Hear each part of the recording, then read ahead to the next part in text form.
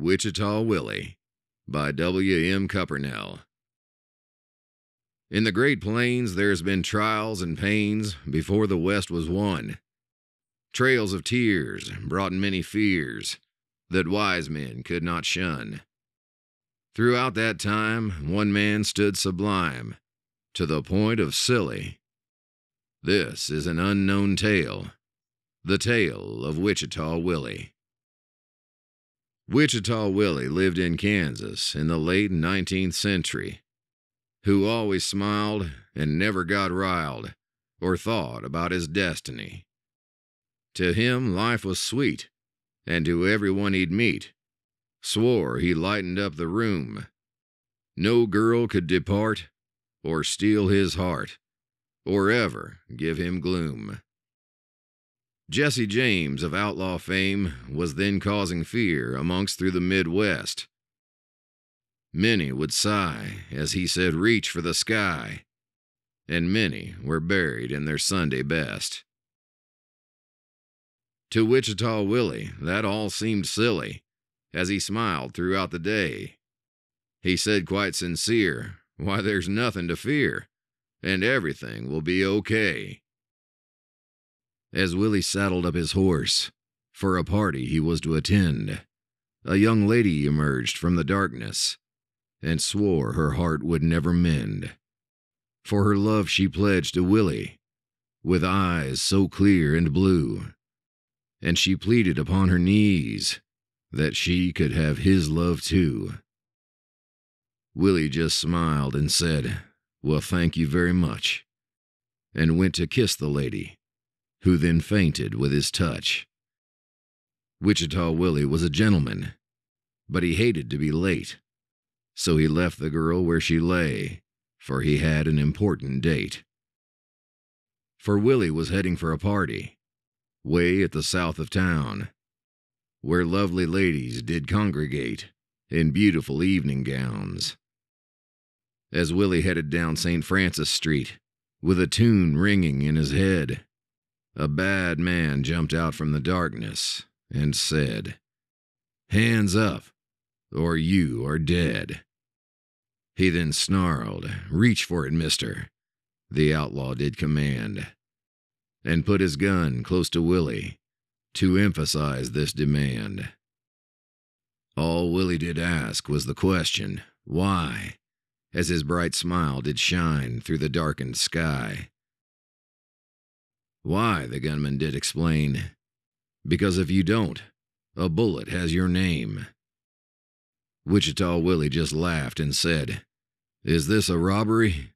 Now how could it be, from this nice man in front of me?" "A nice man," the robber said, shocked. "This is not the case," as his flaring temper reddened his deeply leathered face. "Now, friend," Willy did begin, "perhaps you are hard of heart, because a young lady left you forever to depart. Or perhaps your daddy ran away when only you were 7, or your grandma passed away and has gone to heaven. Whatever it is, sir, please do not fret. Come with me to a party you will never forget. So come with me tonight. I swear you will have some fun. There are 2 ladies to every man. Now put down that silly gun."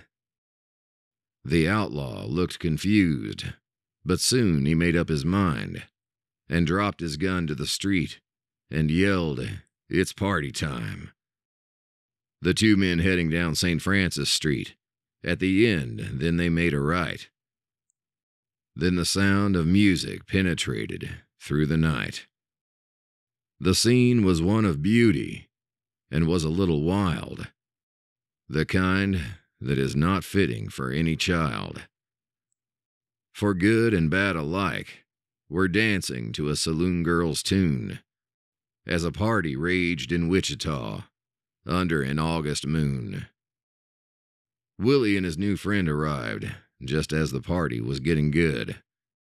Willy knew he was the most handsome man, and ladies instantly understood. For all the ladies stopped when he gave his familiar smile and stopped to stare at Willy, if only for a while. Ashton Dwell was a Southern belle who came from Charleston City, and it was often said heaven could not be half as pretty. For beauty radiated from Ashton, from head to her tiny toe, and the only fault she had was her beauty she did know. Willy's heart did stop the moment she came in the door, and all the cowboy's jaws flew open and nearly hit the floor. All Ashton did was give a bored yawn, for she looked upon them all as pitiful little pawns. A cowboy approached her first and said, "Please dance with me tonight. For all my years on earth, I think I've never seen a lovelier sight." All Ashton did was dismiss him with a wave of her hand, for the sight of a drunken cowboy she clearly could not stand. Ashton gazed about the room until Willy's eyes she met. She thought, he looks so carefree, I will steal his heart, I bet. Ashton met Willy's smile with a beautiful, evil grin. That is where they said Willy's troubles did begin. The two danced away almost to the wee hours of the morning. Ashton was nice as pie to fend off any warning. As they danced, Willy changed under the stars above. It hit him like a thunderbolt, he thought. By God, I'm in love.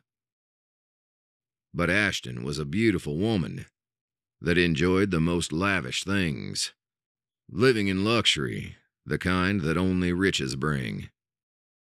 Willy scratched his head because he did not like to work. It was such a troubling thought. He lost his famous smirk. As he walked the streets of Wichita, thoughts of Ashton filled his head. He came upon a poster that wrote, "Wanted, alive or dead," for the notorious robber who robbed our local bank, a dirty, rotten scoundrel who was known as the Newton Tank. The poster offered an award of $5,000. Willy thought he had his answer. He let out a roaring holler. "This is the answer," he shouted, "that I have sought. With $5,000, Ashton's love surely can be bought." Just then, Willy's heart went and hit the floor, because Ashton came walking down the lane with dashing Nick Demore. Now, Nick was a rich man's son, with more money than can be spent, who was also smart and handsome, an extraordinary gent. Willy ran up to the two and said, "Ashton, a word alone, please." Willy had lost his carefree smile. He was nearly on his knees. Willy cried, "Ashton, why did you go astray?" Ashton just responded rudely, "Willy, go away." Willy was stunned and pleaded and wanted to know why. Ashton turned to him and said, "You are poor, Willy, and not my kind of guy." And with her sweet southern voice, she said, "I need a man to buy me things. I like you, Willy, but you take life too silly. I need a diamond ring." Willy pleaded to Ashton and said, "Ashton, I'm going to change my ways, for I want you in my life until the end of all my days. And if you don't know what I am saying, I will give you a little clue. Ashton, you are my love. I want to marry you." Now over there's a poster of the bad man, the Newton Tank, and there's a $5,000 cash reward because he robbed the Wichita bank. The $5,000 is one I plan to win. I will capture him and claim the prize, and our lives together can begin. Ashton thought for a moment, and although she had some doubt, and then her thoughts turned to the money, with that, Willy would have more clout. $5,000, Ashton said. That is exactly what I need. And if you bring it back to me, Willy, I will marry you indeed. Wichita Willy at once was happy, and then his smile did return. He kissed Ashton goodbye. For her, his heart did burn. As he left her company, he knew he had to have a plan, for he knew the Newton tank was a vicious outlaw man. Willy decided right then to use his unused mind, and he knew his greatest strength was his ability to be kind. As his horse trotted forward, soon Wichita faded from sight. He planned to capture the Newton tank without a huge gunfight. The Newton tank swore never to be taken alive, as each night he drank his whiskey at a dreary Newton dive. As Willy did approach the rowdy saloon, he heard the familiar sound of a banjo's merry tune. As he tied up his horse Sally, and through the saloon Willy walked in, all the patrons soon fell silent at Willy's happy grin. Just then, a huge man looked up from his cards. Willy's heart sank. He knew that face from the wanted poster. It was infamous Newton Tank.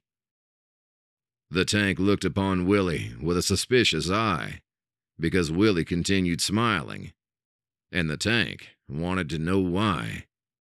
So the tank stood up, a giant of a man, and he grabbed a hold of Willy with 2 iron-strong hands. The tank picked up Willy about 6 inches off the floor, and growled in Willy's face and yelled, "What are you smiling for?" Willy thought fast and said, "Well, it's because, sir, that I've just met the toughest man in Kansas, and I knew it was you, I bet. You are my hero, sir, and it is you I have come to thank for being the baddest man in Kansas, the famous Newton Tank." The tank almost smiled and let Willy down, and then, as he dusted Willy off, he said, "You are by far the smartest man in town, to realize there is no man in this state as mean as me, and to travel to meet your hero. Who can this man be?" Willy just smiled and said, "My name is Willy, and I live in Wichita, and I came to meet my hero, the toughest man Kansas ever saw." Willy then continued and said, "Now, may I buy you a round of drink?" The Newton Tank was flattered, and 10 whiskeys he did sink. As the tank began to wobble, Willy begged, "Please, tank, have one more." And as the tank sank number 11, he fell flat upon the floor. As all the tank's outlaw gang looked on, they surrounded the Newton Tank, and all the empty glasses, the ones he had just drank. Willy just smiled and said, "Now let's get this man some air." And they took the tank outside with the utmost care. He then told the gang, "Now, fellas, I will take it all from here." The gang all went back in the saloon, thinking Willy was sincere. He quickly bound the tank's hands with some rawhide, and he went to the Newton stagecoach to put the tank inside. Willy told the driver to Wichita he needed to go. The driver looked to the Newton Tank and just said flatly, "No." The driver explained he was worried that the tank would come too and shoot up his beloved stagecoach. He had just got it. It was brand new. Willy assured the driver, with a confident grin, that this man has had 11 whiskeys, and before about a pint of gin. Why, 100 cannons could not wake him. He is clearly down for the night. I will give you an extra $100. That should make everything all right. Hearing that, the driver yelled, "Giddy up!" and headed toward Wichita.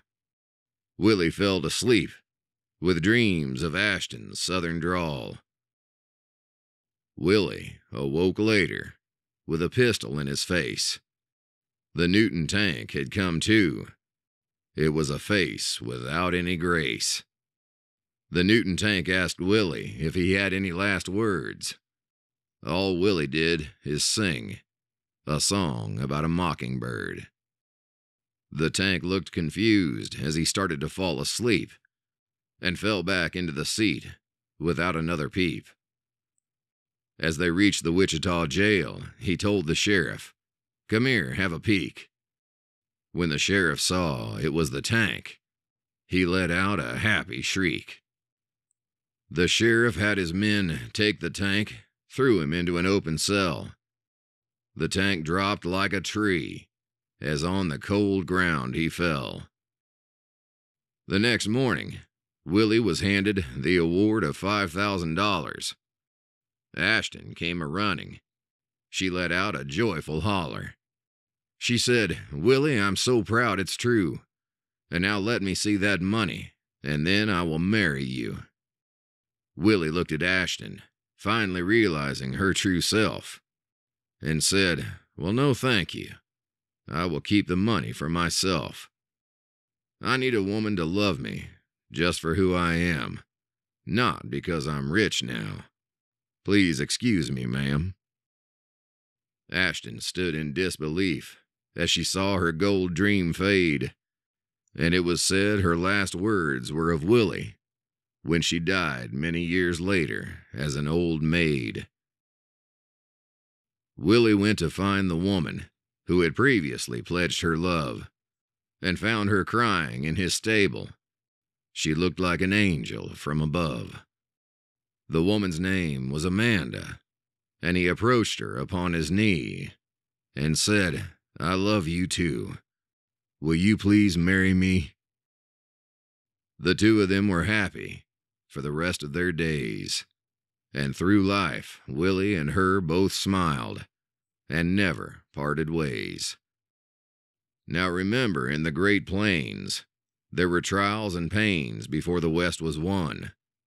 Trails of tears brought many fears that wise men could not shun. But at that time, one man stood sublime to the point of silly.